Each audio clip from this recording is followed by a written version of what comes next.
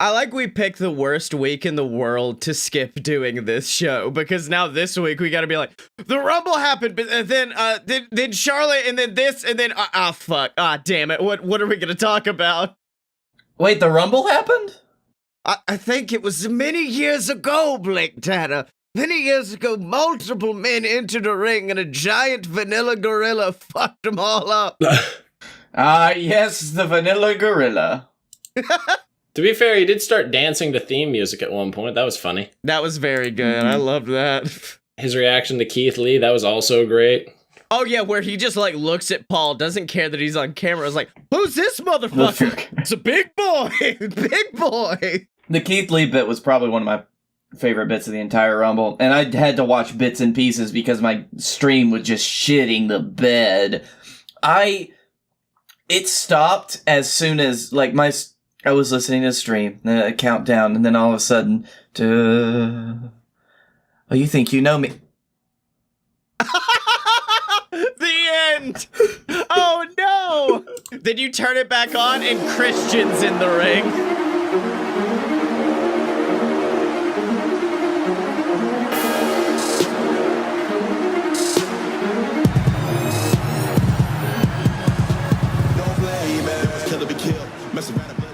So welcome to Fight Boys. It's a show about professional and not so professional wrestling. I am your host, the bad boy of podcasting, Scottye Moore.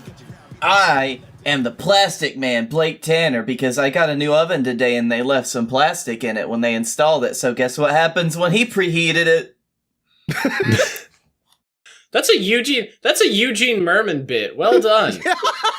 the poisoned boy, Blake Tanner. Guess what happened when he preheated the oven? Nothing good. It was all bad, like my life.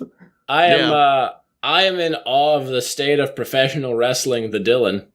Yo, right? So much good shit happened in the past 2 weeks, and we decided, we can take a break. Listen, I need to start making Wall Street bets. Yeah. Because of when we got in on Joey Janela's spring break. Oh, dude, yeah. We won so hardcore on... I know we have, like, cheap seats, but still. We don't have seats. We have stand. Which is only a problem for 2/3 of us. And... Hold on. Which one? The ones that last time we just we got seats and decided to stand, we just left the event? Yeah. Which is going to be real difficult for you considering I'm driving. Yeah, exactly. Mm-hmm. Well, Blake, to be honest, we were also very whiskey drunk at that point, so that wasn't a I'm tired of standing. That was a I want to sleep so bad right now moment. Bold of you to assume you won't be drunk in 2 months. I don't know if this DDP yoga shit keeps working on my body. I may end up perfectly a skinny legend and I don't have to worry about it. I can only imagine how much better shape I'd been if I'd done DDP yoga. I just ate better and walked a shit ton. Yeah, exactly. I've been doing these 15-minute workouts every day because that's literally all the time that I have over the last week. And you know what? It feels like it's helping. You know, guys, I love you and I love our fun little talks, but there's too much wrestling. We can't just go off on this. Oh, you're the one that's doing this. Oh, God. We can rapid fire a lot of this. Let's see here. What's happening in New Japan? Goto and Shingo had a fucking hoss battle. That was essentially. You remember a couple of weeks ago when Big E went on that tangent? It's like you could keep your 5-star classes. I just want big meaty men slapping me. Yeah, that match was both. Yeah.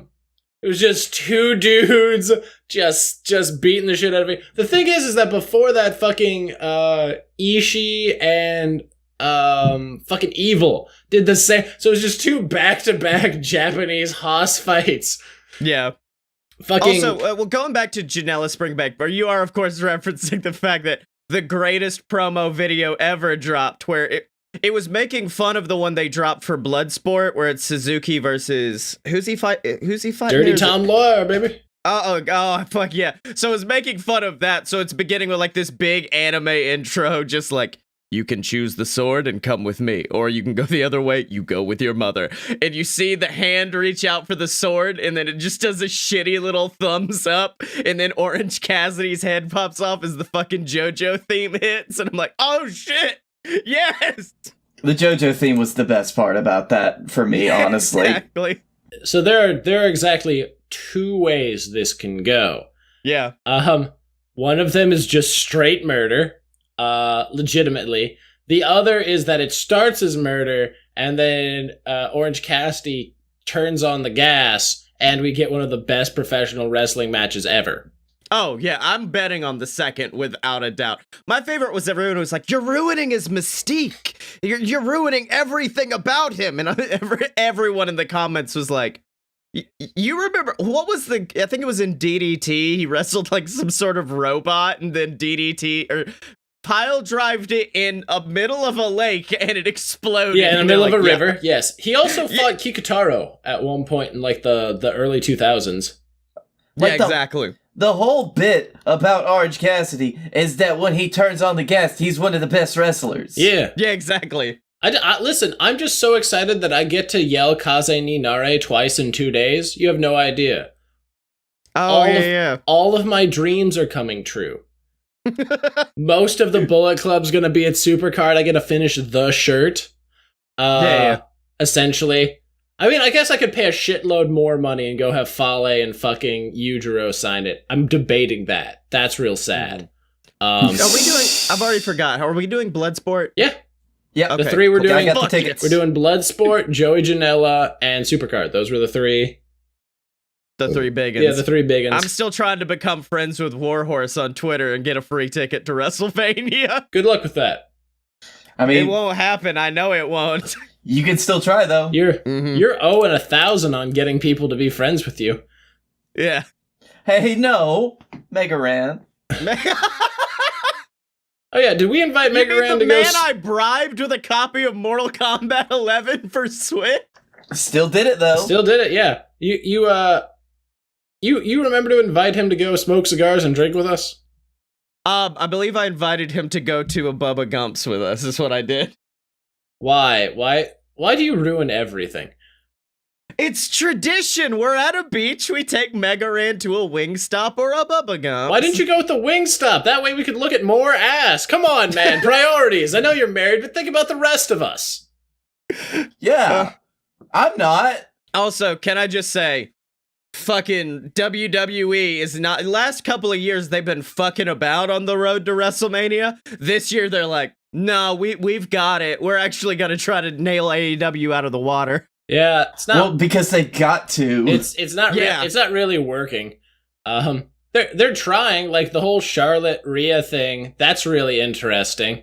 Oh, yeah, because that's straight up like, think back to WrestleMania 32, which was the Roman versus Brock, where Seth cashed in. Yeah. That was a moment where everyone went in like, there's no possible good outcome to this. It's not going to turn out well. Oh shit, Seth cashed in. There's a third option no one considered. That happened when Charlotte come out and was like, well, I beat Becky and I've won the title. I've beat Bayley and won that title. And then just, this is my brutality. And then the fucking camera cuts ruined that entire entrance. You remember that? The 18 camera cuts in 30 seconds? Oh, yeah, you remember how the camera cuts have been terrible? You mean for the last 5 years, Blake? That's what I meant, damn it. Are you talking about the fact that we didn't get to see Edge's return spear in a wrestling match? I fucking hate him so much. They had to go back and change that. They had to go back and fucking edit that fucking thing because Kevin Dunn fucked up that badly. What?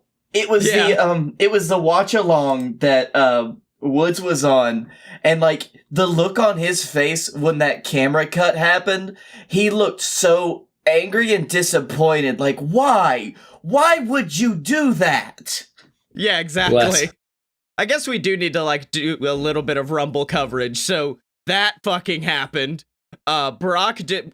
Here's the thing. Brock was almost my heel of the week for last week. Because at first I'm like, he's ruining the Rumble. And then as it went on, he's making the Rumble amazing. Yeah, then as it went on, I was like, oh, never mind. This fucking rules ass. This is really, really good. I love it. Uh-huh. Oh, like yeah. Keith Lee coming out and then just, oh, it's a big boy. And then those two fighting against one another. His betrayal of Shelton Benjamin was great. Oh, yeah. Where him and Shelton were. And then how he got eliminated, which was Ricochet returning the low blow and then him getting Claymored over the top. Fucking legendary. Mm-hmm. I do like the fact that they're just saying Brock got Claymored. You gotta think at some point Ricochet is just gonna come out like, I hit him in the dick! He's the number one contender. Like, yeah. he gets a failed title shot at Super Show. He gets to lose in Saudi Arabia because they're going back there again. Well, I mean, honestly, like, hitting the low blow on Brock at this point is basically just expected, right? It's a rite of passage. That's kind of like shaking his hand. He expects you to do it when you meet him. He really needs you to do it. He's kind of into it. Do you know what else is really expected? Anytime a women's competitor comes back from a break, they automatically turn heel. Oh yeah. Well, I think with Ruby it's warranted. No, do you know how much more progressive it would have been if Ruby, looking like a fucking wasteland like queen, would have just been like, I'm babyface here? That would have been great. That would have been fucking amazing. Instead, they're just like, nah, someone like you can't be face. Well, I don't think it's that. I think it's the only logical placement for her storyline-wise is to be like, Liv Morgan used to be like her own independent, fun character with Ruby and the Riott Squad. Now she looks like every other women's wrestler. So Ruby comes out and it's just like, hey, fuck that, actually. Scotty, what are you doing? You remember months ago when the Nightmare Collective thing was happening, I was telling you to wait because it would get better. You're trying to do that with WWE, and it shows a level of amnesia that I'm not comfortable with. I mean, you don't know. Well, firstly, I do know. I do fucking know, Scotty. I have 2 decades of experience. I know exactly what I'm talking about. We all know what we're talking about other than Blake, but I mean... Hey, why did I get dragged into this? Why did you just have to pull me in to your bullshit fight? I mean, Nightmare Collective started out bad. This started out pretty interesting. I'm just saying. By the way, Scotty, have you watched those vignettes of Brandy going to the fake psychiatrist and having that? No, I need to. I've seen them because I really want you to watch those so that you can go ahead and like start eating crow about the Nightmare Collective storyline being the worst thing. I need you to. Oh, is it pretty good? Yeah, it's good now. Yeah. Oh, damn it! It's almost like I knew what I was talking about. Blake, get a new baby face. I know. I just saw it. Shut up, Dylan. There was a weird moment that, like, I don't know, I'm kind of fine with it happening because, like, the Cody getting lashes moment, which we are going to get into, was awesome, but Brandy coming out in the middle of it, I was at first like, but isn't she supposed to be, like, a dark evil wizard lady? But then I'm like, no, this is completely kayfabe breaking for the entire company. This is everyone coming out and be like, this is fucking gruesome. Well, no, she didn't show up to the last Nightmare Collective match. Like, they imploded because she wasn't there. On Dark, like, on Tuesday, they, like, Luther and fucking Mel kicked Kong out after Mel leg dropped Kong while she was laying on the stairs. What the fuck is what? I guess it's largely to cover up the fact that Kong has to go film Women of Wrestling.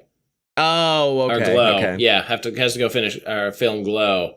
But like now it adds an interesting dynamic. Maybe they're going to dissolve the Nightmare Collective or it's going to become a different thing. I don't know. But the vignettes are fucking top tier. Like, okay, you can tell that's good because they lean into the fact that everybody keeps saying like shitty things about Brandy. At one point, the psychiatrist like transforms into this like dark version and just starts spouting off like all this like you're a shitty wrestler, you have to be the center of attention, you're fat, like all that shit. Oh shit, that's good. Oh yeah. Oh no, it's fucking like I told you, if you give them enough time, there's been no problem they haven't at least attempted with earnestness to fix. Did Mel get better? Because she looked fine. She played like big wrestler. She's got a weird body type. She's like big and kind of gangly. She was facing Sheeta. It was okay. It was good. Like it was a fine match. It wasn't the best women's match I've ever seen, but like I walked away and I was just like, nah, man, I didn't see a single obvious botch there. It was okay. Okay, that's good. Okay. Yo, hold on. Before we get into anything else, I just read a headline. Bowling for Soup have just released a song about Alexa Bliss. Listen, a lot of people are trying to win Alexa Bliss to their side. Did you not see the Letterkenny bit? Wait, what? Yes, that is true.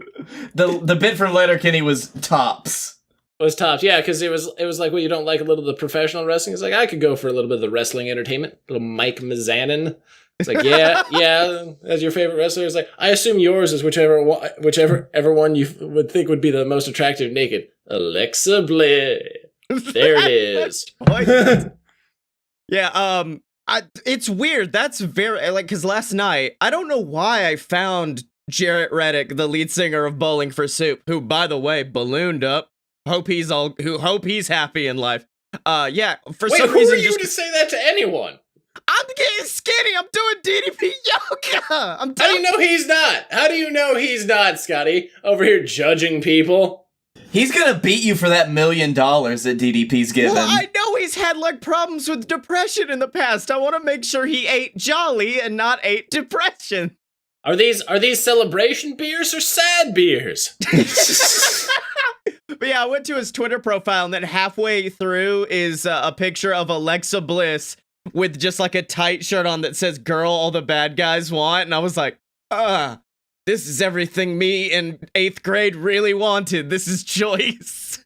Oh man, especially because I probably know that song by heart. That's a fucking dope. So I love all of it. Bowling for Soup is the one band that got me into like pop punk and all of that shit in the 2000s. I really do like Bowling for Soup. I said anyway, back to wrestling. We've talked about WWE. Is there anything else in WWE you want to talk about? Oh yeah, dude, Raw this week was very, very good. Do you remember who has the US? Oh no. Andrade got suspended, but he still has the US belt. So that's in now Angel Garza's his replacement, which feels vaguely racist. But well, I liked it because Garza has dripping charisma. I didn't he realize does. how awesome. It was the fact that he has kind of a similar look, except he is more comfortable taking off his pants. That's really the difference. In fact, whenever he came out, people were like, and gave that promo, I was like, how dare he give a promo with pants on? That's just disrespectful to the company. Yep. You know, a funny thing I just noticed, Dylan, once again off topic, but with that hat on and seeing you in the thumbnail in the small video, you look kind of like Baron Corbin. And Dylan's gone. Welcome to Fight Boys, the 2-person wrestling podcast. Guess who no longer has a place to stay for WrestleMania, jackass? Guess who's sleeping in the fucking garage? I'll sleep out with the iguanas. It's fine. It was worth it. But okay. I will say, this might have not been the best Raw in a while, but it was the smartest Raw in a while because. Well, no, it wasn't the best Raw because it has the lowest ratings. Oh yeah, but you had the Charlotte thing where they immediately retconned and said, "Oh, no one's gonna want to see these two matches put in Rhea." You had the Ruby Riott thing, which not everybody's a fan of, but I think it's a smart booked storyline. There's a reason behind that happening. Not yet. They haven't explained a reason. It's just a random attack until they give a reason next week. And then the Edge and Orton thing, which Orton finally is like giving a shit. Yeah, because it's Edge. He would give a shit for one of his best friends in the business. Yeah, and it just reminds you how fucking good Randy Orton is when Randy Orton gives a shit. Yeah, it's like Brock Lesnar. If he's interested and he gives a shit, fucking, like, amazing things happen. Yeah, I mean, like, same thing with the Rumble, where, like, Brock got eliminated and just sat at ringside for, like, 3 minutes, like, this fucking Scottish motherfucker tried to just get one over on me. Did you see the thing where R-Truth talked about how much Brock enjoyed working with him? No, but it sounds like he would. Yeah, he liked it so much that Brock was like trying to pitch other things to work with R-Truth. That's great. Did you see, and this is probably the only good thing to ever come out of After the Bell, Graves' podcast? He was talking about, do you remember like in 2015, it was right after the Rumble, I think, where they legitimately got snowed out in Philly, so they had to do like this weird where they had to show things in the Rumble. The interview show where they showed some of the Rumble matches. Well, Graves was talking about that, and he goes, well, we were hanging out at the hotel and we couldn't go anywhere. We were all kind of trapped, and Brock paid for the bar to stay open for the rest of the night, and it was me and 2/3 of the Shield boys, so we made sure not a single beer went unattended that night. And I was like, fuck, damn it, I like Brock. Damn it. I always I've had this weird love-hate relationship with Brock where I respect Brock Lesnar so much, but I don't enjoy how he's being, like, presented to me. Yeah, exactly. Like, I respect what Brock Lesnar does in the wrestling business. He's one of the greatest, like, he'll go down in history as one of the greatest, like, business minds to ever do it. But, like, by God, if seeing him barely on television hasn't run its course 2 years ago. It's like, I love chicken parmesan, but if you serve me chicken parmesan on a plate of dookie, I'm not gonna enjoy it anymore. Well, if you only give me 1/3 of a plate of chicken parmesan and tell me it's good enough, then I'm going... If you give me a chicken nugget with some mozzarella sauce on it... It's 1/3 of a plate of chicken parmesan once every 2 years that you get. Yeah. Oh, and of course, he did finally get to talk to Riddle. And I wish that conversation had been taped where he just walks up to him and it's like, hey, keep my name off of your fucking Twitter account because we are never working together. And I'm like, oh shit, okay. Because like, I think Goldberg and Riddle would draw money. Brock would murder Matt Riddle in his sleep. Like, it's not at all a good storyline, I don't think. Oh, that actually reminds... Okay, yeah. Yeah, no. Here's the thing. I don't think you're aware of is Matthew Riddle gives no fucks about anything. He is. Have you not seen his NXT work where he's somehow corralled Pete Dunne into making weed references with him? Are you talking about where they came to the ring this week in a golf cart with the fucking trophy on the back? How many fish could Bobby Fish fry if Bobby Fish could fry fish? And I was like, that's a funny joke. And then Riddle turns around and just keeps doing it. Yeah, like, that's a thing now. That's a thing. That's his new catchphrase is that's a thing now. He is the most... He's him. That's just... You're just seeing Matt Riddle. Matt Riddle just goes out high and he's just like, I'm just going to do what I do every day. What was it last week or maybe the week before where he was in the middle of a promo and he just stops. It's like, whoa, man. You just mentioned Bud, and I kind of spaced out. What? Yeah, exactly. The whole crowd's like, yeah! You mentioned rolling a joint, and I just kind of started thinking about something else. Yeah. Good stuff. He's like, how close can I get without getting a suspension? How many references can I make? Joint manipulation. Anyway, on to AEW. Which has just been... Before that, I do want to say, I've never been more upset I missed Actually, I think I probably was more upset at that one show in Atlanta I missed where Cody showed up. But the fact that the New Japan show I missed because I had to go on vacation with family involved G.O.D. getting the titles back from Finjuice is fucking bullshit. I'm so mad I missed it. Do you want to know why I'm mad? Because the show I went to, which was their first show of the tour... was horseshit. Yeah, because like the next one, didn't they have Marty come out and challenge Jay White, and then there's a title change at the next one? Meanwhile, Dylan just the Rock and Roll Express was at like the one after that. Yeah, no, I got to see. So there was a certain point. It got to the semi-main, and at the semi-main, where you're like, oh, this is 2 hours, not 3 hours. That's disappointing. And you're just like, these last two matches aren't going to be good. And they weren't. The main event was like over the top row. Like it was just an elimination bullshit match where only 2 eliminations were by pinfall. Like out of an 8-man. Yes. The show ended with Tanahashi talking to the crowd. I don't know if you know this. Tanahashi doesn't speak English very well. That's maybe you have the heel faction that speaks English well talk to your crowd. Especially considering one of them lives in Tampa. I don't know. Maybe maybe. Fucking stupid. And then Before we get to AEW, only last thing I do have to say is Velveteen Dream came back in what was equally the most awesome and weirdest return of all time, because he shows up, as I've quoted before, like a sleep paralysis demon on the top rope, comes down, levels the entire Undisputed Era, and then thinks his tights are tearaway for some reason and just starts ripping his pants off of himself to reveal. Have you seen what was actually airbrushed onto them? Oh yeah, it was the pants where it was Roddy's family with Velveteen on it, was it not? Yeah, he's pulled a full Rick Rude, baby. Oh yeah, I was excited, but at the same time, it was so funny watching him just kind of like pull on this like long latex that's not going anywhere. Listen, the crowd was into it. That's all that matters. Yeah. Okay. Why did he have tearaway pants? I guess it's because like the black light would have shown it off and it would have been a little bit more revealing, but like, do something else, my dude. Maybe he was just like in the moment. It's like, I've got the, when the adrenaline starts running, you think you can do superhuman things sometimes. Well, no, he would have had to plan that in advance. I just think it didn't work the way he thought it would, which happens. Yeah. Anyway. AEW. Yeah. Yeah. It was good. Yeah. Dylan's been interrupted 50 times, and now finally we're like, AEW, and he's like, fucking, it's good, man. It's good shit. That's the thing. We have to talk about specific moments in WWE. Like, okay, this bit was good, this bit was good. You can just be like, AEW was just solid. It's just been solid for 2 weeks. Yeah. Like, every match has been really... That's the thing, is like nothing...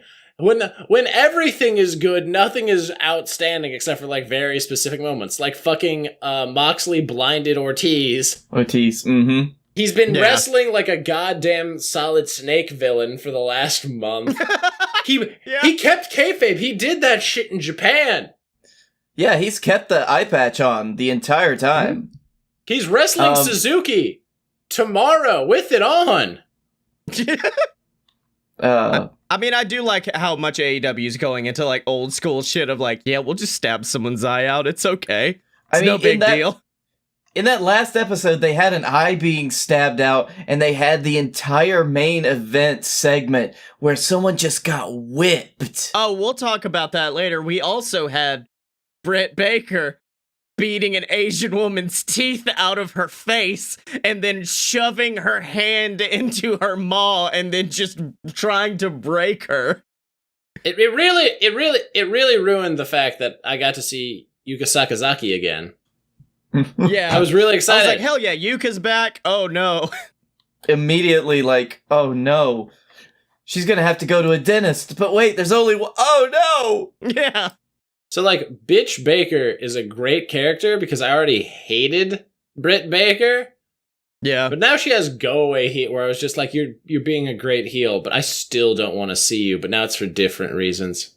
She looks like a Karen. She now looks like someone who would ask to talk to your dentist's manager. Like, yeah, I know. She acts like it too. Oh, also, the fucking Pac Kenny feud went to the next level. Whenever Nyla Rose power bombed Riho, not through a table, because apparently Riho doesn't have enough body weight to go through a table. She just bounced off of it with a just a very low thud. Yeah. The Kenny thing is weird because, he's tag team champion. So every rivalry he has, I think about it as a tag team rivalry. And then the Pac thing happened. I'm like, oh, this is still happening. That's cool. And apparently it's going to be an Iron Man match next week. It's going to be 30 minutes. In 3 weeks. Oh, is it 3? Oh, is it going to be at Revolution? No, it's going to be the week before. Oh, okay. That's still, holy shit. Yeah. I mean, I'm so fucking ready for that one. Like, and plus the fact that just because you're in a tag team and the champions, you don't have to be confined to like just tag team feuds. Yeah, it's really refreshing. Yeah, I mean, look at Scorpio. He had that good segment with Le Champion. And now Daniels had the stuff with Penta, and now he's having his own stuff with like the Dark Order. I still do love the end of that Pac segment, by the way, where he's like, "Oh, you thought I was gonna hurt her? Well, I'm not a beast.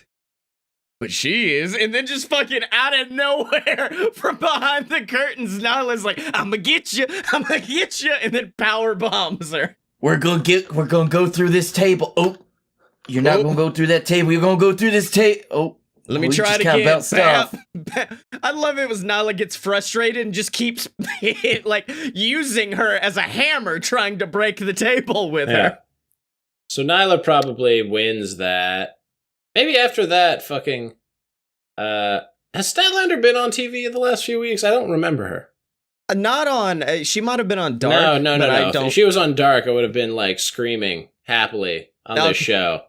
Yeah, no, I haven't seen her then. That sucks. I fucking love Statlander. And she had a rocket strapped to her for a few weeks, and then they're like, let's let it go. Britt Baker's heel now. We can do something else. But that's the thing, is they're trying to rotate everyone through, which works and doesn't work at the same time, because it's a 2-hour show, they only have one. So, like, the Daniels thing will be on 1 week, then they'll skip. Like, it's like you get an every other week thing. Unless you're the Elite. In which case, it's just every single week. Oh, God. The Hangman card this week was great, because Hangman's card came up and it just said, very upset he's having to come out to this music, because it was the cheesy being the Elite music and not, like, cool music. The Elite. Super. Yeah, no, it was the least high energy of all their music. Yeah. I'm like, that's the choice you're going for the group? That's cool, I guess. Yeah, no, that's what they did. That's what they did at that show I saw in Jacksonville, and I was just like, you guys had 2 really good separate theme musics. You could have just gone super kick party and then cut into like the good bit of Kenny's song, and it would have been fine.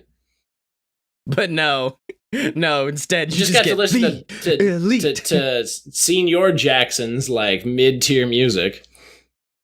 I mean, you could think that at least the Titantron should be something. It's literally just being the Elite, and that's it. That's the whole thing. But you know who else is the whole damn thing? Is it our patrons? It's our patrons at patreon.com/a-load-of-BS. That's the website where you can go and support the Fight Boys, and you get access to exclusive content like Wrestling History the X, the show where we talk about some of our favorite moments in pro wrestling history. Dylan's working on one right now that's the history of Kenny Omega's junior heavyweight run. No, junior heavyweight title run. Yeah. Well, I was afraid I was going to have to write it. And I'm like, Dylan, you don't want me to have to do this, because I just get very like fanciful with the language. I'm like, his spaghetti hair fell down his shoulders as he grasps them. You've also, listen, do you not remember every time you've written a promo in JWF and I've ignored 2/3 of it? I pull a Kurt Angle. I was like, okay, here's some bullet points. Fuck it. Yeah, exactly. But yeah, of course, if you go over there, you get access to that, and you get shouted out on the show of your choice every single week, like that absolute son of a bitch, Ghazi, La Patreon Champion. Oh, wait, you might fucking not be Ghazi, because I'm not going to try to call you out here, but your card did get declined, so you're going to have to go fix that. And Eric Fulmer, and all of our lovely patrons at patreon.com/a-load-of-BS. Now, all right, Dylan, who are we annoying this week? Who should we tweet? Have we tweeted Paige? Hangman or yeah. Okay, I'm gonna listen to the Alexa Bliss song. Wait. I think I had to have listened to we had to have tweeted Paige at some point, right? I don't remember. You wanna ask me if he wants to get a beer sometime? Dude, I was about to be like, yo, Adam Page, WrestleMania weekend, if you're there, come to the Edison with us one night. Yeah, sure, go for it. I don't give a fuck. I doubt he'll be here. They don't have a show. They're not at WrestleCon even. They all listen, everyone in that company's an EVP. They get all the money they need. Yeah. So I shouldn't put we'll pay your flight. No, Adam Page is making enough money now. Adam Page is doing fine for Adam Page. Dude, off of his new merch alone, Adam Page has become such a blue collar hero. Oh yeah. Well, while I do this, would you guys like to get into our heels and baby faces of the week? Sure. Which way do you want to start with that? Let's start heel. We haven't started dark in a while. Okay. My heel is professional wrestling fans. Oh, I'm sorry. Did we move on to heels and faces? Because this song fucking slaps, dude. Okay, great. How about you pause that shit? How about you make that your new baby face of the week and you let me get on with my thing? I remembered why I don't go to live shows at all. I remembered that about 15 minutes before the new beginning in Tampa Bay happened, when I had to listen to a bunch of older, fat, bitter fucks complain about shit and talk about WWE and like just honestly just bring down the whole experience. They didn't like parts of the show, and I was tempted so much to stand up, turn around, and tell them to go fuck off then. Like words cannot describe how much if I ever go to a wrestling show alone again, it will exclusively be in Japan. Yeah. Because then if people are bitching, I won't know. Dude, wrestling, like, there are cool ones. I've never seen one at a live event. I've never talked to one at a live event. Everyone I've ever seen at a live event is the cringy kind of wrestling fan that I try with all my heart and soul not to appear as in public. The worst one I think I ever got, wrestling fan-wise, was I went to go see Colt Cabana, Marty DeRosa, and I think it was Cliff Compton, watched Ready to Rumble and did commentary over it with a live audience. Oh man, and at one that's real original. We've never done that. Yeah, that's directly where I got the idea. Not even a lie. But at one point, I was looking through Twitter, and Sami Zayn was talking about like hanging out around Louisiana and talking about this specific event. And I went, "Oh wow, I saw Sami Zayn might show up," and a fucking dick next to me just goes like, huh, "Yeah, right, whatever, I don't care." And I'm like, "Fucking, it's Sami Zayn. Shut your dumb mouth for 1 second, person." Also, please. I wasn't talking to you, and B, you can fuck off, and then you can take a step back, and you can fuck even farther off. Yeah, exactly. Mm-hmm. So yeah, no, I want you to know that when we go to all these shows WrestleMania weekend, you will probably, especially if I've had a drink or two, have to stop me from yelling at some neckbeard. Because I will, with all my heart and soul, cause a Joey Janela level scene. Yeah. Dylan, you have no idea how much Scotty has to stop me from doing that. Oh, cool! We can high five. We're gonna do it. Boom. Like, yeah. Except I do it in like a passive aggressive, like I say it just loud enough for the assholes to hear. Yeah. So like you can be full aggressive, I'll be passive aggressive. We'll tag team this shit, and we'll get kicked out of a wrestling show. No. Your tactics won't work though. If we want someone to leave and shut up, you send in me to be like, "Do you guys like podcasts? let me show you a few good podcasts." Turn to us, "We will pay you to make him go away." No, I feel like the events we've chosen, with the exception of Supercard, which, based on my experience years ago, Scotty, I believe you can back this up, is full of the kind of wrestling fan you don't want to be around. Oh, yeah. But I really feel that the people going to Bloodsport probably aren't the most neckbeardy. The people who are going to see Orange Cassidy fight Suzuki, probably not much neckbeardy. No, they're probably very neckbeardy, because they're all just like, like they're wheezing into their bag of Cheetos, like talking about how great like all the past Joey Janela cards have been. I'm very tempted to take a can of Axe body spray with me to take a thing of Febreze and just like in the eyes. Yeah. What are you doing? I'm just sanitizing the area around me. We have to deal with that. I have to deal with your BO, so I guess we're even. Yeah. But yeah, I hate live event wrestling fans. I really do. Well, my heel of the week is, once again, like 2 weeks in a row, I'm not bringing something that was bad per se. It was something that made me physically uncomfortable to watch, and that's why it was good. But it was also a very dark but very good heel moment, and that is MJF beating the shit out of Cody with a fucking belt for an uncomfortably long amount of time. Solid 10 minutes.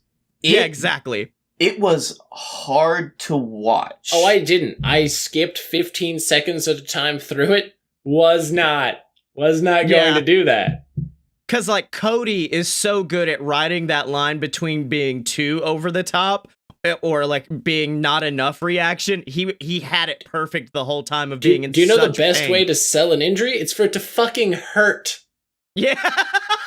Yeah. Real easy to be like, "Oh, God, that sucked," when it sucked. Yeah, exactly. And then people have said it's a plant. But the best moment of it still has to be MJF running out through the crowd and then a fan just yeeting himself at him and then Wardlow and MJF having to beat this fan away. That was like the CM Punk moment. We did it! We made it!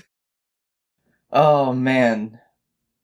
But that was great. I mean, the segment is gonna go down as an icon. It reminded me of like when they talk about Tommy Dreamer being a white babyface until he got the shit beat out of him with a kendo stick, and that was the moment the crowd started to be like, oh, this guy's tough as balls. Yes, I support this guy with whatever he does.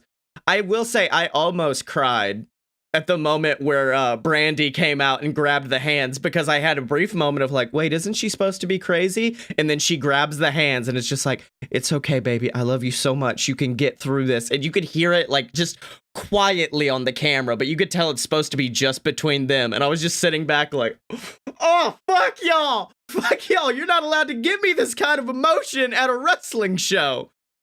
But just watching Cody deal with it and watching all the heels come out and relish in it, and then the Bucks and Dustin and everybody come out, and then like Cody hugs Dustin after Dustin was like, I'll take the lashes for him. Cody hugs him and you can see tears running down his face, and I'm like, this is uncomfortable, but God, it's good. It's so good. I mean, that's probably the closest that I've ever had wrestling come to, like, when Game of Thrones was at its peak. Like, fuck. It was like watching Ned Stark die, almost. Where it's like, I did not want it to happen. I had not read the books yet.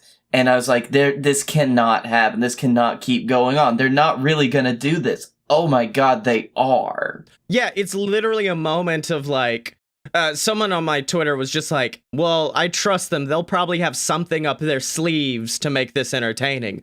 No, there wasn't nothing up the fucking sleeves. It was what it said on the tin. It was Cody's about to get whipped in the center of this ring and embarrassed.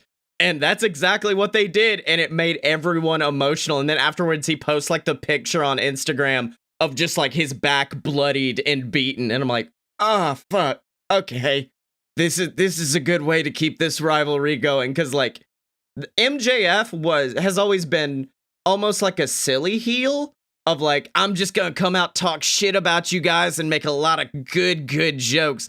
This is the first week. It's like when Jericho stabbed out Moxley's eye. It's where he went from a heel that is kind of goofy and plays around with the crowd to this man is dangerous and this man is a psychopath and he is a threat. And that's when I was like, that's exactly what MJF needed to cement himself at the top. I wouldn't doubt if he was like AEW champion in a few years just because of that. I mean, that's part of the thing that they talked about with AEW is they're just like, nobody's going to be just like, they talked about shades of gray. The thing is that the shades of gray can go in completely into one side or another, but they can pull back. So like, nobody just comes out every week and is just like, you know, whipping people. Like, it's not like WWE where it becomes a gimmick. There's just moments where they're just like, oh, that person's fucked in the head. And then like a few weeks later, they'll be making the corny jokes. Because like no one is that evil all the fucking time. Yeah, exactly. Also, off topic, slight babyface of the week does go to Joey Janela for last week's AEW when I can't remember who, I think it was Kip versus Cody, wasn't it? And then Kip Sabian goes to kiss Penelope by the guardrail, and you see Joey's face pop up behind them, and they both kiss him on the cheek. And I was like, fuck. And he's such a little shit because he's running away and just shooting the middle finger at him. I was like, fuck, I remember why I love Joey Janela so much. The shit-eating grin that he had, or like when he popped up and his face is just like, oh, I'm gonna get you. Yeah, exactly. Oh, I'm gonna get you. By the way, secondary thing. So they finally showed the most talked about Penelope and Kip versus Riho and Kenny match on Dark this week. Oh yeah. Except it was filmed on a handheld, and I have never. What? When was this? What? It was on the cruise. Oh really? Okay. Yeah, but they didn't have the thing set up. It was like one of those other matches. Like I'm guessing they filmed everything, and this one was so good, and people talked about it that they were like, oh okay.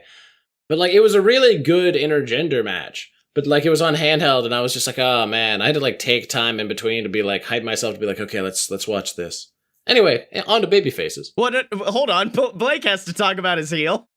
Yeah, no, it's fine. My heel, and I'm glad you guys reminded me of him because reading about him for the last couple of weeks, really cements him as just a good heel, and that's Matt Riddle. Yeah, yes, absolutely. Because, like, he's a guy, I mean, you're right in what you said earlier, Scotty. He just doesn't give a fuck. He's there to make money, and he's really good at making people dislike him. Like, and like him for disliking him. Like, because I really like him because he's a good heel. And that's why with me, I'm like, I fucking hate Matt Riddle so much because he's so good at it.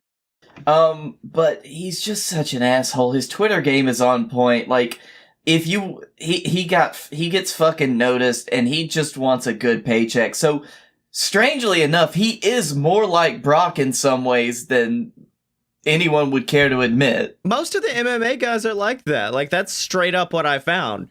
Which is, I guess, well, no, because the MMA girls will usually come in and go ham, as evidenced by Ronda until last year's WrestleMania, or Shayna, who is still dominant. That's my, oh, by the way, that's my other favorite thing about Charlotte probably challenging Rhea, is that means we can still probably get Shayna versus Becky. We could possibly still get Sasha versus Bayley. We can get a lot of good shit while still maintaining the integrity of the Rumble. Yes, and it means Charlotte's going to be down there for a while. Yeah. Yeah. Listen, the Rumble lost integrity years ago. Let's not joke ourselves. Yeah. But now let's get into baby faces of the week. Dylan, would you like to start? Yes, I would like to talk about the resurgence. Actually, no, the coming out party of Hangman Page, since he's become the blue collar semi-alcoholic hero that AEW deserves. This week was especially good because, like, the storyline with him and the Elite has just been amazing. Because, like, when it was first happening, everybody was just like, okay, good, he's finally going to be out of the Elite. But then, like, it slowly, as it took on more stuff and he became more sympathetic. And then this week, where they lost because he has so much spite towards the Bucks for not listening to him and not treating him as an equal for all these months that he refused to tag them in. Yeah. And, like, and then they blew up on him. Like, they don't get it. Kenny doesn't get it. Like, well, this is another. It's weird. This is another one of those shades of gray things. Because when this started out, like, the storyline's amazing. Because it's straight up, Hangman lost the biggest opportunity of his career, which was to win the AEW championship. Lost it. And went through, like, this big bout of very realistic depression, which led to him becoming an alcoholic and fighting against his friends and becoming enraged. And I'm like, oh, he'll become a heel. And yet the fans were like, no, he's the best. I love this alcoholic cowboy. He's amazing. And that's when I think the AEW higher-ups are going to have to be like, fuck, we got to turn the Bucks heel. we gotta do something. Oh, yeah, no, Meltzer reported there's no plans to turn anyone heel because it's the shades of gray thing. Yeah, I mean, I'm fine with that, too. Like to say, after the Bucks blew up on Hangman, and of course, like they pointed out, his drinking was... Yeah. Like, pitcher of beer out of nowhere. Yeah. It was one of those, someone pointed out, like, turns for the absurd that they love to do on Being the Elite, and I love that they do little bits like that in the actual, like, show. Yeah, exactly. Yeah, I love Hangman for what he is, because also, Hangman's the best at making realistic storylines, because, I mean, he had the one when he was going against Pac, where it's like, you're too fat, you're too big, and it was essentially an angle about body shaming and about, like, oh, I've got to lose weight to be worthwhile. And then at the end of it, he decides, oh, I'm going to donate a shit ton of money towards companies that help people, like, feel comfortable in their body and good psychological work that they do. And I think the same thing's happening right now, where he's straight up being like, I'm going to run an angle that's about depression and about alcoholism and about these important societal topics. We're still going to poke a little bit of fun at it, but it's still going to be very prevalent what we're doing here. And that's what I like about Hangman the most, is he's more creative than anybody gives him credit for, I think. It's the one storyline that I'm the most excited about as it goes along. Well, that and the Dark Order, but this is the one where I'm waiting on the bit where, like, the Bucks get their comeuppance, which is, like, not a thing, being a fan of the Bucks for years, but I'm just like, please, can you just buckshot Matt? Can you just buckshot him? That's all I need in life. Just you do that. I need Kenny to have your back and, like, V-trigger Nick, and then it'll just be fine. I don't know. I don't know if that's where the story logically needs to end, though, because I think it doesn't need to end. That's just another piece in it. Like they have like they face each other. Like the Bucks are trying to go for the belts, and then they retain, but it gives Paige that final bit of like, see, I am on the same level as you. Or they'll go the other way and they'll be like, see, you're not a tag champion. Yeah, well, not just you're not a tag champion. It's, hey, you're not in a good place mentally right now. You're not a good person right now. Like, it's straight up, I wouldn't... Neither are the Bucks. That's the thing. There are ways to handle your friend's alcoholism. Going in, like, taking it from them and saying their shit is, like, not how you do that. That's why it's a gray storyline. Yeah. Like, yeah, we care, but they're just like, man, Paige is just such a problem. He's being such a dick, instead of being like, hey, man, are you... Like, no one has yet to be like, hey, man, are you okay? Yeah. Well, I mean, that's the beauty of it, is the fact that also, I mean, if we're thinking about it, they're so smart. But it's so smart because, like, the Bucks have, like, no history with alcohol at all. They are good Christian boys. They are not that experienced with it, so they don't understand what it's like to live in that world. So it's so smart. Damn it, AEW's so smart. Damn it. Shit. Blake, what's your baby face? Well, it's great because this is one of those moments where I just love AEW because it was Moxley's eye for an eye segment. Oh, yes. And just Moxley being like pulling the shit that he did where he just grabbed Jericho's car keys. And Jericho really helped make this segment too, because it's gone back to like, it reminded me of shades of their feud in WWE where it's like, Moxley's just fucking with Jericho by destroying everything that he, like, cares about, like, everything that's kind of valuable to him. And so he just, like, grabs Jericho's car keys, and he just pokes the fuck out of Santana's eye with his car keys. He runs out into the audience, and then he's just, like, making all of these faces like, oh, did I do that? Oh, no. And he's like, this is exactly what he wanted to do in WWE, but they wouldn't let him because they pushed him too hard to the goof quadrant. Well, it's also that shades of gray thing. If you told me, hey, that one of the top baby faces in AEW, he just stabbed a man's eye out with car keys. It's like, I don't know if that works, but in the context of the storyline, it works so well to cement Moxley as that unhinged person that he's always claimed he is. This is the most lunatic fringe thing he's ever done. Please never use those words again. I mean, he started pulling more of that out in this feud, and I am just so into it, because, like, there have been a lot of great moments in this feud so far, but Moxley just going full buck wild on his own, and just, like, seeking complete retribution against Jericho. It's more like he's getting vengeance now than it is about the title right now, and I'm just so into it. Oh, yeah, no doubt. Like, 100%. But my babyface of the week is another storyline. It wasn't initially just going to be one person in this storyline, because I have always had a very close connection to Edge. Because in college, when I wanted to be a pro wrestler, anytime I was like, I don't know, and I started to lose motivation, I would watch Edge's Hall of Fame speech, where he would talk about, like, just keep plugging away, kid, and, like, do, like, this amazing, like, 20-minute inspirational speech about how you can be literally anything in the world you want to be. I would always go back and watch that. So Edge was always one of the top guys. Like, that's the other reason why a couple of weeks back when we were like, Edge is coming back, and I was like, I don't want him to, because I don't want him to ruin what he had.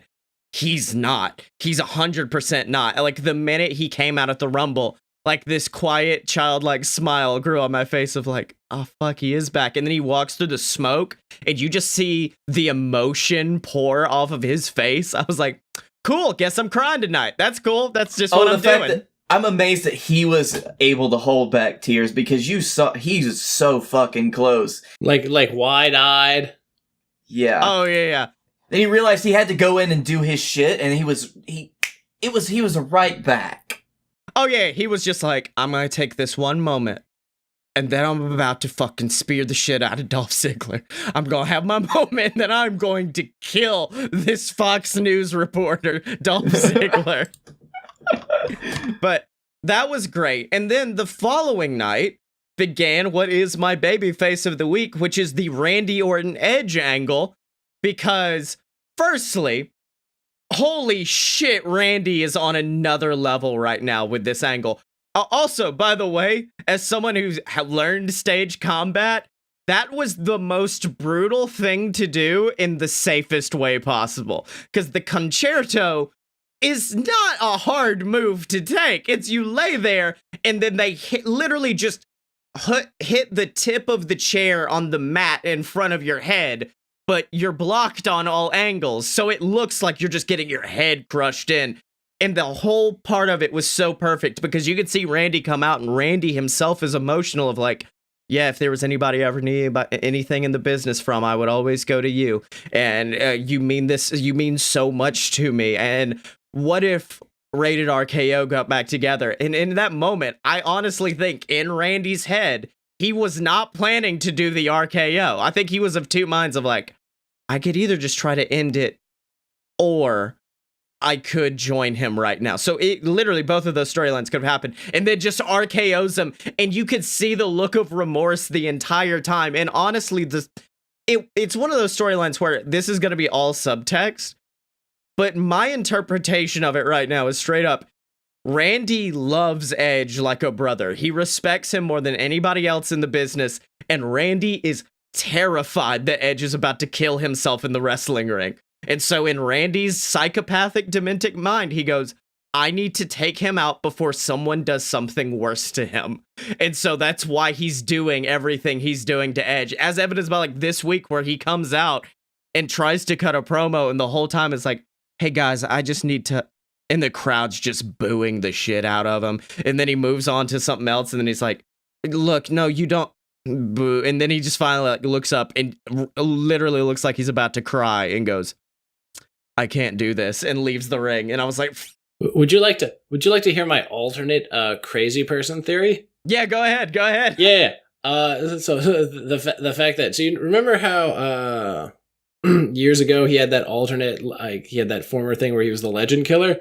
I like to think that since Edge came back, it boiled up inside of him. Yeah. And he's just like legend, and he was just like, and like he hates that about himself, but he's just like, I can't fucking deal with you being here like this. Like, I don't want to, but like, no, like, it's like he has to. Yeah. It's almost like a compulsion for Randy Orton. That's kind of how I thought about it, because they work so hard to build him up like he has the mind of a predator and like a snake specifically, and they just run on instinct. So, like, there are times where his instinct just takes over and he RKOs a person. He's like, oh, shit. Fuck. Oh, god damn it. Not again. I want a segment where Randy has to go to a therapist and they're just like, yeah, this person said they were a legend in the field of gynecology and you just RKO'd them out of their boots. He's like, I couldn't stop it. I can't, no matter what I do. Well, you know, I'm actually a bit of a legend in the world of therapy. Oh, no! Just fucking takes him out. It's Randy. Anytime someone calls themselves a legend, Randy beats the shit out of him for a few minutes. Oh, man. I think we've got something good going on here. I think we've created something good. This summer, two men save the world. From who, you ask? Everything. Invading robo-penises. This show is not about those two men. This show's just a load of BS. The show where Blake Tanner and Scottye Moore make up dumbass movies like that. We're your personal think tank. We're your two white guys, which fills the quota for a podcast, I think. And we're just gonna be here to have a good time and talk about sauerkraut. That's right, except no substitutes, ladies and gentlemen, because this is that pure, uncut BS. Good, uncut. Well, boys, we've talked about a lot of pro wrestling because wrestling was fucking great these past 2 weeks. Also, we didn't mention this, but Braun is Intercontinental Champion, a fact I learned while really drunk at a Hard Rock Cafe. And I was I learned right fucking now. I was looking at my phone like, let's see what's happening on SmackDown. And then I just saw Braun fucking running power slam Nakamura, and I was like, he's not gonna win. Sami Zayn's gonna stop. Oh, fuck, he won. Okay. So we've talked a lot about a very, very good week of wrestling, but I'd rather talk about a pro wrestling company that I know and I love called the JWF. So let's go to Silver Spoon and Captain Tibbs for another episode of JWF Monday Night War.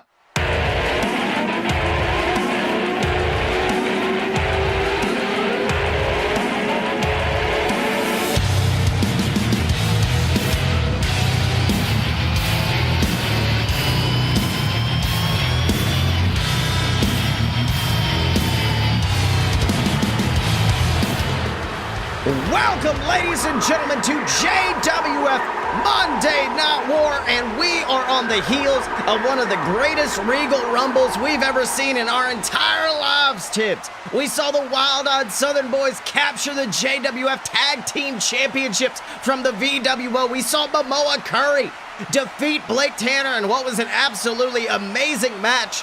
And then, of course, Tibbs, I know you might not want to talk about it, but we also got to see Felix Ball take down your son. Sills, it's just real hard on me, okay? So listen, you need to do your job, do what I pay you for, and I'm gonna speak my piece on that. Well, unfortunately, part of my job does involve reporting on injuries. And after the injuries sustained at the hands of Felix Ball and, of course, the beast known as the Leviathan, who returned at the Rumble, unfortunately, Chuck Tibbs is at a local medical facility where they have reported that he has suffered several ruptured discs in his back. And for that reason, he's actually going to be out for 6 to 8 months due to that horrifying attack. And Tibbs, I know you're a father, and I can't imagine what it's like to feel what you're feeling right now. Yeah, so it's hard. It's just real hard. But like I just said, Tibbs, one of the most shocking things about that Rumble was the return of the Leviathan, the beast, the demon, the man we thought was killed at Los Trios Tangos. He made a horrifying return, beating down each and every member who was in the ring at the end of the Regal Rumble, absolutely decimating them, and then going on to win it, which of course does mean that the Leviathan is going to be in the main event of Wrestlepalooza, facing off against whoever the JWF champion is. And Tibbs, I gotta say, I'm scared shitless. Yeah, so that's something else we're gonna have to talk about tonight. It's gonna be real front loaded, let's just say. So why don't I just get on out there and tell the people probably what they don't want to hear. All right, well, ladies and gentlemen, Captain Tibbs heading to the ring right now, almost for a state of the JWF address. So let's hear what he's got to say about the Leviathan and his horrifying actions at the Regal Rumble. Ladies and gentlemen, I probably don't already have to tell you this. State the obvious. You all saw it at the Regal Rumble, but the Leviathan has returned. After the combined efforts of myself, my son Chuck Tibbs, and the JWF champion Momoa Curry, after we absolutely decimated him at Los Trios Tangos, after I used all my power that was left in me to send that bastard packing back to the depths of the river Styx where he belongs, he crawled right back out of hell and came back to win the Regal Rumble, and is once again poised to try and destroy the world as we know it. All he needs is the JWF Championship rightfully around his waist. He needs that belt, and once he has it, our world is over.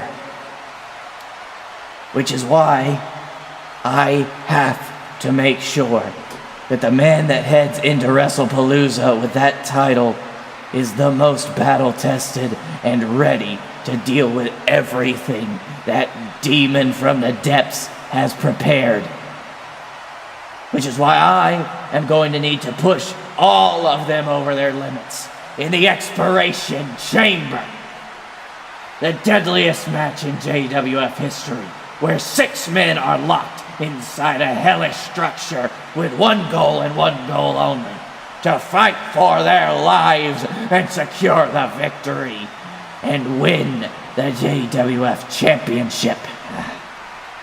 Now, I've gone through and handpicked from our entire roster 6 men who will go into that match. 6 men who I believe could go toe-to-toe with the Leviathan, pull out a win and save us all, and all of those men are going to be facing our champion, Momoa Curry, the man who debuted at the Regal Rumble, the rising sun, Fomo Song. The next is the king of Flavortown himself, Guy Fieri. Third, surprisingly, a man who showed his true colors when he kicked his partner in the teeth and kicked him out of JWF for good, Rat Boy Connor. The fourth is a man who is the Funk Master 24/7, Funky Flossie. And finally, a man who I believe can save the JWF from all evils. The man with the grit and determination to get the job done. It's Chuck Tipp.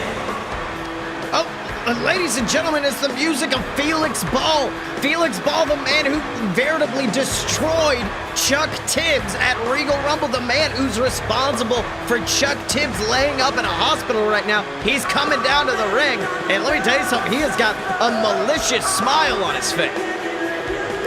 Oh, I'm sorry, Tibbs. I'm sorry. What were you gonna say there? What were you gonna say? Were you gonna say that Chuck Tibbs is entering the Expiration Chamber? The man that's currently sitting in the hospital because of everything that I did to him at the Regal Rumble? The man that nearly broke his own neck when the Leviathan threw him out of the ring? The one-legged man who could barely stand. I got 1,000 of them because, in case you haven't noticed, Tibbs, Chuck is not medically cleared to compete. Let me repeat that. Chuck Tibbs is not medically cleared to compete.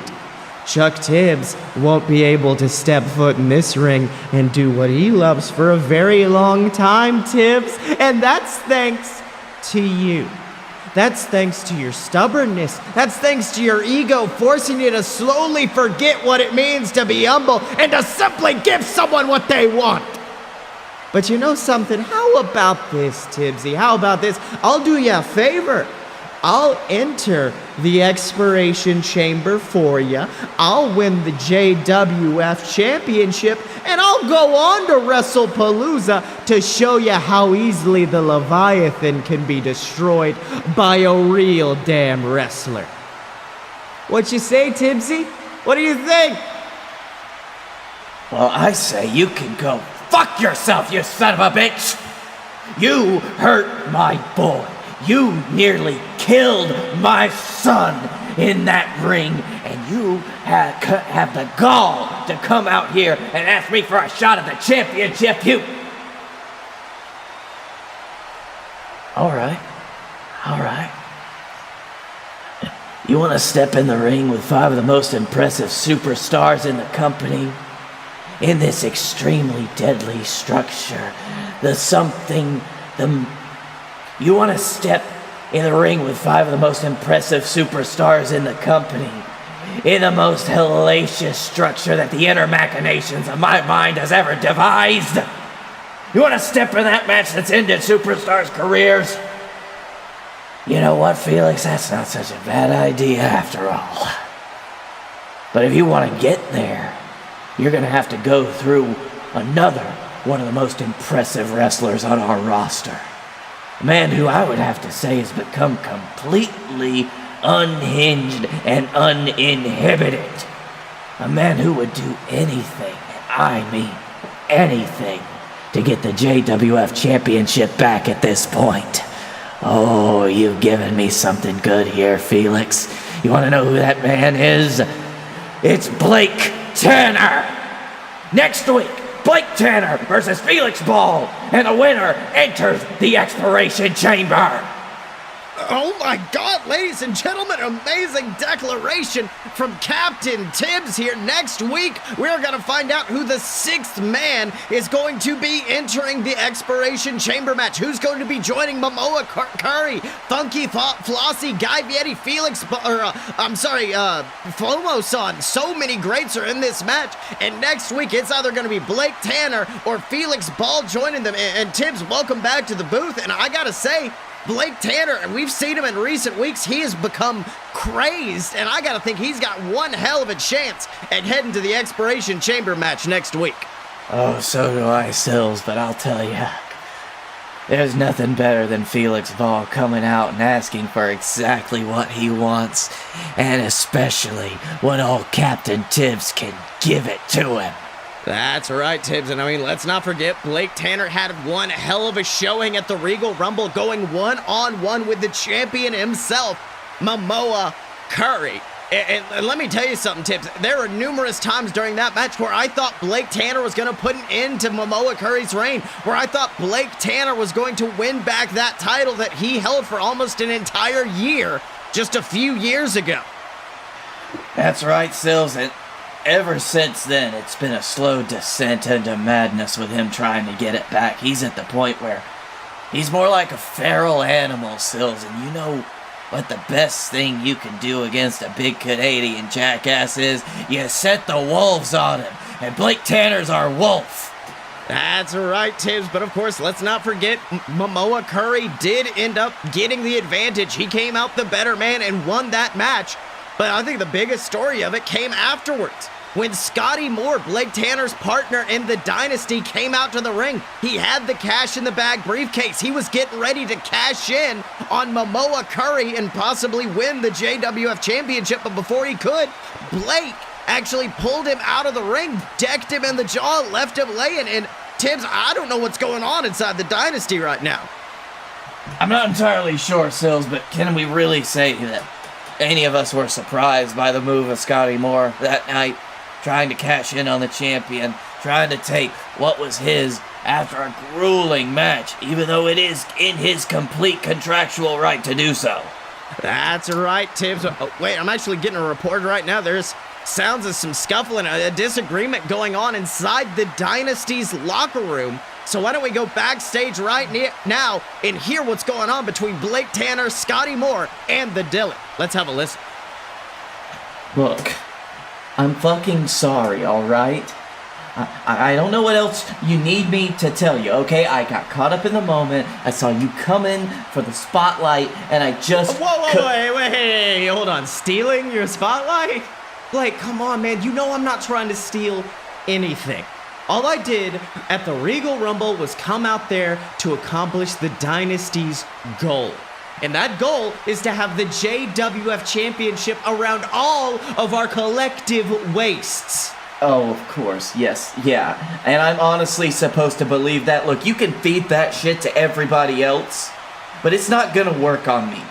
You act like this group is all about supporting one another, and then you take advantage of all of our hard work, and you slide in and you try to steal a victory. That's not stealing, that's teamwork. That was the plan. You go in, you do the damage, I come in, set the kill, and then Scottye comes in and cashes the check. We end up with the belt. It doesn't matter who, it matters that it gets done. Oh, is it because you couldn't think that I wouldn't be able to defeat Momoa Curry? Is that what this is all about? Is it the fact that I'm the only one of us that couldn't get one over on the big old champ, huh? You know what, both of you talk a big game about the fact that I'm your ace. I'm the ace of the Dynasty, and yet none of you thought I could defeat Momoa Curry. We don't think it, Blake. We know it. That's why we changed the plan once we got banned from ringside. That is rich, Dylan. That is so good coming from you. What exactly have you done since Momoa Curry... Stop! Blake, leave the room. What? What the fuck? Did I fucking stutter, Blake? Leave the room. Fine. I'm telling you, like I told you before, he's getting dangerous, leaning into his old hero persona. We're all supposed to be all for one. Goal justifies the means, but he's getting selfish. Wants the spotlight, wants the cheers. Now, I don't want to make any enemies, especially not after fighting in between all of us for the last 2 years. But if he keeps this up, he's going to drag us down with him. He's not paying attention to the plans. He's getting his own agenda. And now he's actively trying to stop our end goal just because you're involved. He's got the ego back. If we don't stop it now, who knows? I'm more than aware of that. I mean, he certainly hasn't been holding up his side of the dynasty in recent months, but we give him one last opportunity. His last opportunity. Next week, when he faces Felix Ball, I want you at ringside. And I want you to do everything in your power to support our friend, to support Blake Tanner, and ensure that he wins that match. And with all of that, if he still manages to lose, if he once again fails to do what we need him to do, I'm gonna have to make a tough decision. You know what to do.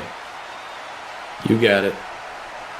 Well, Tibbs, what in the world's going on? What do you think Scottye Moore's tough decision's gonna be? What do you think's gonna happen if Blake Tanner doesn't manage to walk out next week with a W?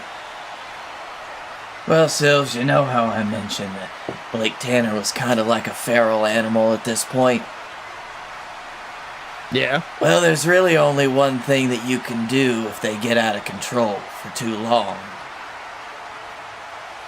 And I hope to say that... Well, I just hope that that's not the choice that Scottye Moore's talking about, but I can't think about anything else it could be.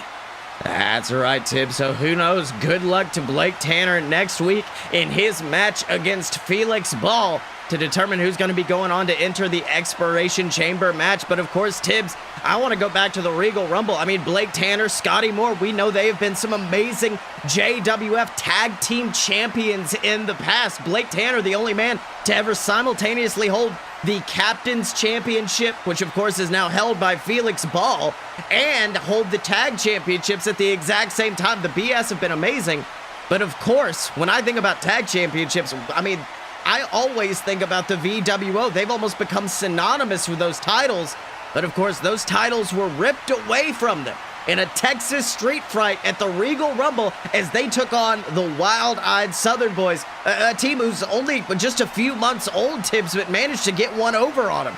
After Justin Clouds, unfortunately, due to just a miscommunication, managed to drop kick his brother Griffin through a table. It then led, of course, to the Wild-Eyed Southern Boys getting the advantage and getting the titles.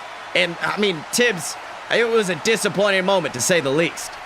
Very true, Sills. Honestly, I'd say I'm a little impressed by the progress that the Wild-Eyed Southern Boys have made in such a short time, but they've really gelled as a unit, especially because of their manager, Spider fucking goddamn Lockhart. Well, I mean, that's what I was about to bring up, Tibbs. You gotta remember, Spider Lockhart aligning himself with Sam Adams, one of his old pupils.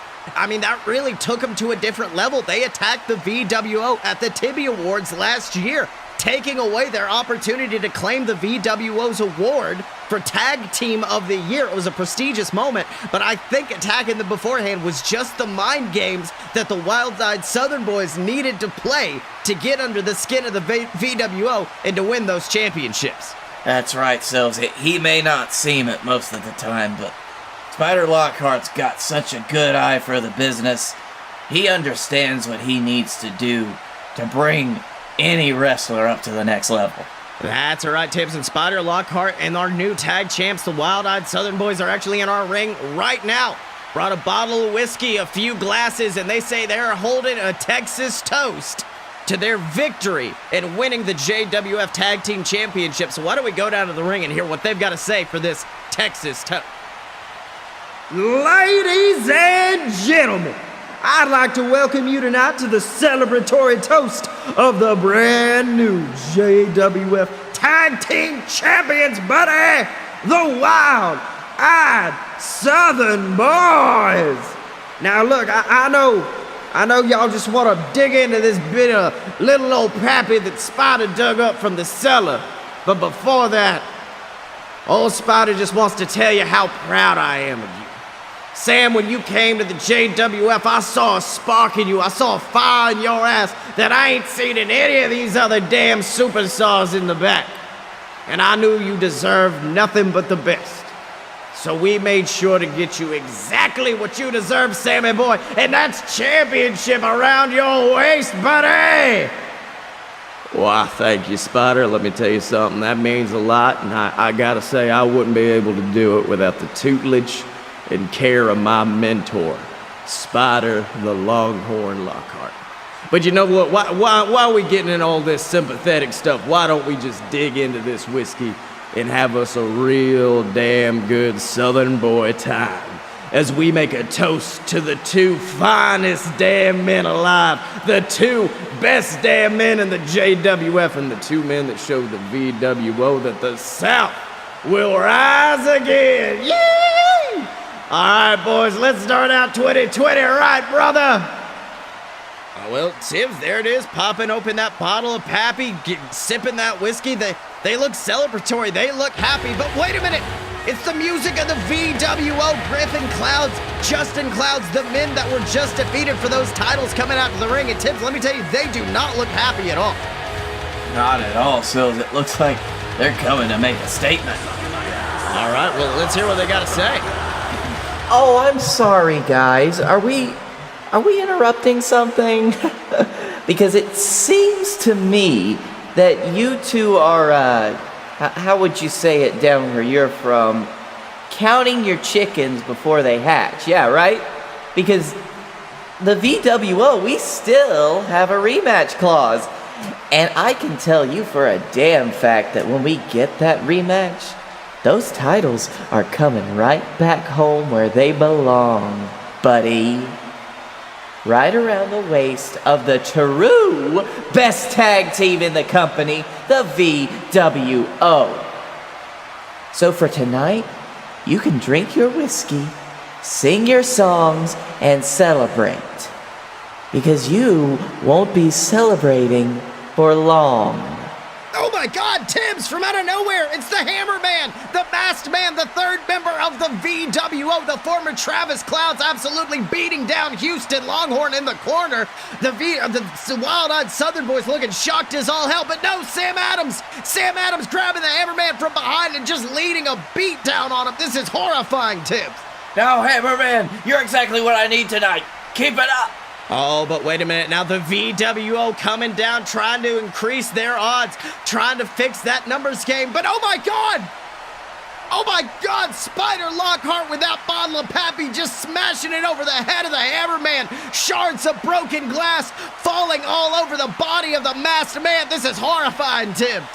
Oh, Sills, I've taken one too many of those to know that that's not gonna be a good sign. Oh no, and Tibbs, look at Spider Lockhart. Spider Lockhart, that diabolical man, he's got that broken bottle,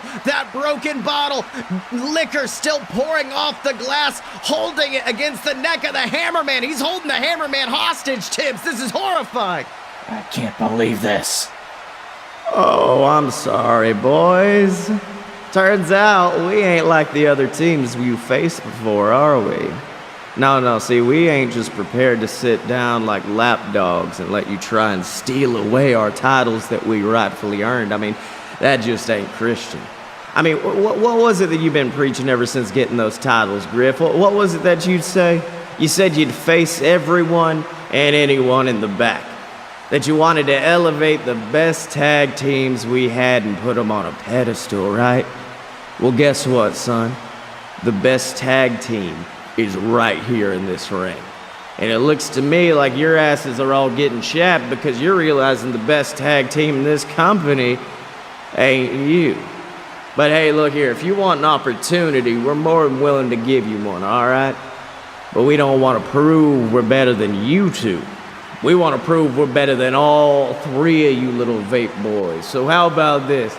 At expiration date, we're gonna have us a little expiration match of our own, a little elimination match as all three members of the VWO take on the Wild-Eyed Southern Boys and Spider the damn Longhorn Lockhart.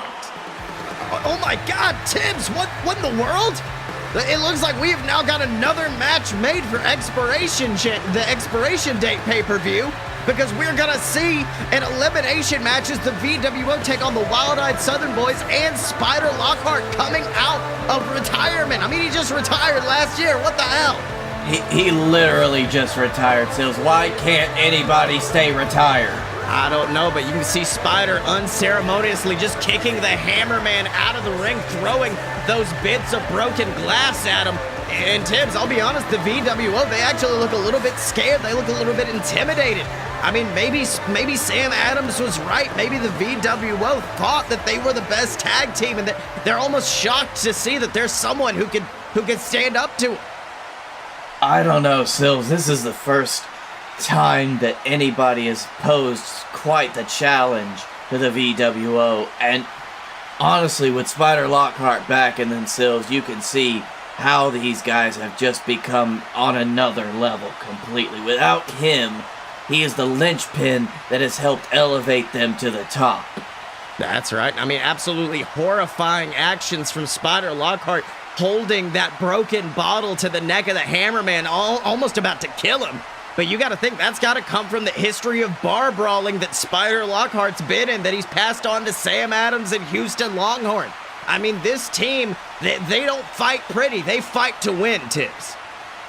Of course, Sills, and that's probably something that's thrown the VWO off of their mark. And I don't know what they're going to have to pull out of their pockets to pull out the win. Oh, wait, I'm sorry. It's the Hammerman. Oh, and the Hammerman will be involved, and maybe he can provide the advantage to give them the victory in that match, Tibbs.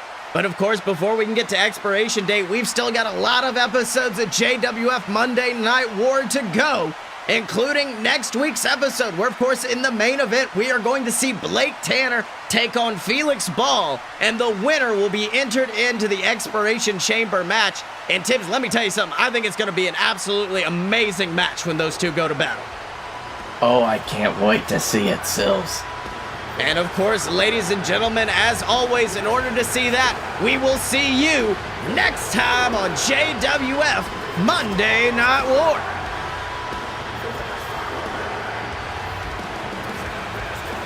And on that day, deep in the heart of Oxford, Alabama, some random drunk hit an internet poll, completely wiping out Scotty's internet and prematurely ending the podcast. But have no fear, ladies and gentlemen, I'm here to end the show, and it's going to be a little bit weird, especially for those of you watching on YouTube, because I have gotten a haircut and shaved since we recorded, so it looks like an entire new man is ending the show for you. But it's gonna be a bit of a weird outro. I will say what I learned today is not live in a city where drunks like to hit internet polls. But of course, as always, remember to find Dylan on Twitter at DickenStormy, and find Blake on Twitter and Instagram at Blake A. Tanner. And of course, watch all of his stupid video game stuff. It's the Darkroom Vidya. That is Darkroom Vidya on YouTube. And to find me on Twitter at Scottye Moore, SCOTTYEMO. You can buy all my books on Amazon, and you can check out the brand new BS Network program, Deviant.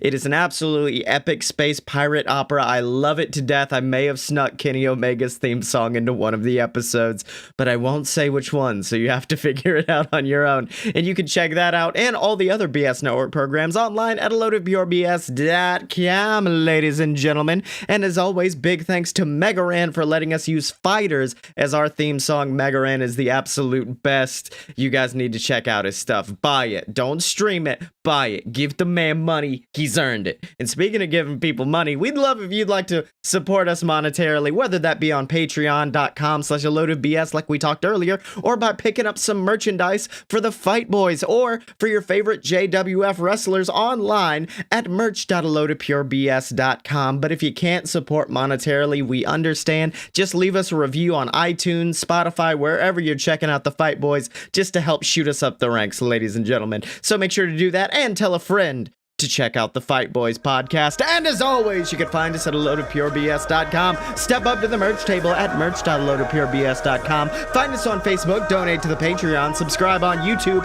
and remember to follow us on Twitter at Fight Boy Show Hangman Page. Because when you're a fight boy, you're a fight boy for life.